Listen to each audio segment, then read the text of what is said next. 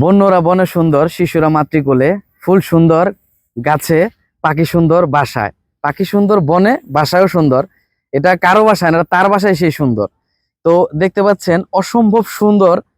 সৌন্দর্যের প্রতীক বলতে আমরা কি বোঝাই? যেটা সুন্দর সেটাকে আমরা সুন্দর বলি। অসম্ভব সুন্দর পদ্ম ফুল ফুটে আছে সেই পুকুরটার ভিতরে।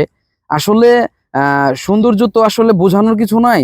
মানুষের চোখ এবং জিহ্বা, আপনার জিহ্বা যখন আপনি একটা মরিচ দিবেন ওটাকে ঝাল, ঝাল কখন বলে জানেন? আপনার জিহ্বা অনুভূতি দিয়েছে বিধায় সেটা ঝাল।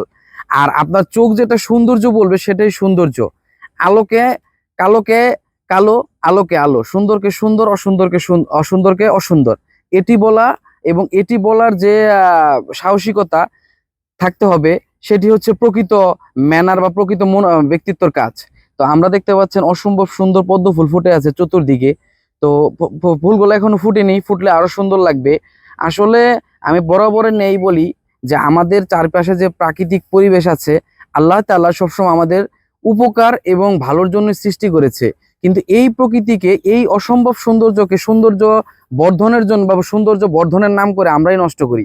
যে দেখতে পাচ্ছেন যে ফুলগুলো এখনো ফুটেনি, এই ফুলগুলো যদি আমি এখন হাত দিয়ে উঠাই ফেলাই বা এগুলো যদি উঠিয়ে আমার কোনো আপনস্থ লোক যে কে বা কাউকে গিফট করতে চাই বা যে কোনো একটা কিছু করতে চাই, ও কিন্তু তার যে সৌন্দর্যটা দেখানোর জন্য ফুইটা উঠতেছে, সেটা কিন্তু ফুটতে পারবে না।